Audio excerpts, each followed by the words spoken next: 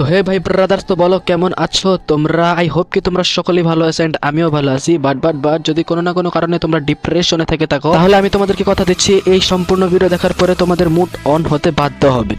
কারণ ভাই আজকের ভিডিওতে আমরা আরো ইয়াফারে অনেক কড়া লেভেলে ঠাপ দিতে চলেছি। তার আগে কিছু বেসিক কথা বলে নিই। ক্রিকেট যেটা আমাদের বাংলাদেশের একটা জনপ্রিয় খেলা, এবং এই খেলা কিন্তু আমরা অনেক ভালোভাবে উপভোগ করে থাকি। এবং আমাদের বাংলাদেশে অনেক জনপ্রিয় ক্রিকেটার আছে লাইক সাব্বির, মুস্তাফিজুর রহমান এবং অন্যান্য। কিন্তু আমাদের বাংলাদেশের ক্রিকেট টিমের ক্যাপ্টেন হচ্ছে কিন্তু সাকিব আল হাসান। এটা আশা করি তোমরা সকলেই জানো। কিন্তু কিছু আবালচোদা পাবলিক এবং কিছু আবালচোদা সেলিব্রিটি যারা তার পায়ের কাছে যাওয়ার যোগ্যতা রাখে না, তারা আবার সোশ্যাল মিডিয়াতে তার নামে সমালোচনা করে। সাকিব আল হাসান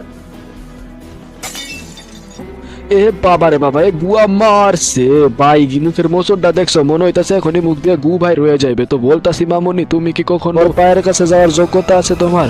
আবার তুমি তাকে নিয়ে ট্রোল করতেছো, শালার বোক কাচ্ছ। তা এই এডিটর অন্য ক্লিপ লাগাতো। পরিমণি পরিমণিকে দেখে হাসি।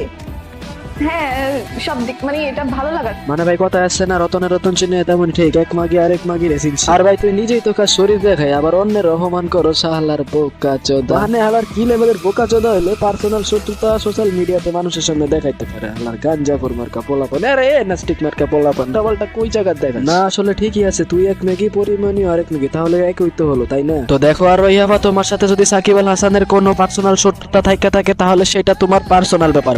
বাট তুমি যদি তোমার শত্রুতার কারণে একজনকে এরকম সোশ্যাল মিডিয়াতে ওপেনলি অপমান করতে পারো না। আর ভাই তোমরা যারা ভিডিওটাকে লাইক করো না, অবশ্যই ভিডিওটাকে লাইক করে দিও। আর চ্যানেলে নতুন হলে চ্যানেলটাকে সাবস্ক্রাইব করে দিও, আর পাশে থাকা বেল নোটিফিকেশনটা অন করে দিও। তো ভাই আজকের ভিডিও পর্যন্তই, দেখা হচ্ছে পরবর্তী ভিডিওতে। আল্লাহ হাফেজ।